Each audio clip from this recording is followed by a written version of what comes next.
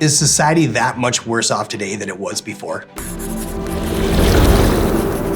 I wonder if society is worse off today than it was, during the 80s when I grew up. And I don't know. I think about that because everyone says, oh, the media, all the news is terrible. Everything's just horrible now. Our world's gone to hell. I just think there's more cameras, there's more documentation. I think there's just more eyes upon us than there was back then. It wasn't that way when I was younger. And what is the lesson there? Well, I mean, how do we use that to a positive angle? Because certainly we can film all the negative things, we see it on the news. But ultimately, how can we create positivity through all those eyes upon us? And I think the one thing that bothers me is when people don't recognize that, when they're in positions of power or affluence.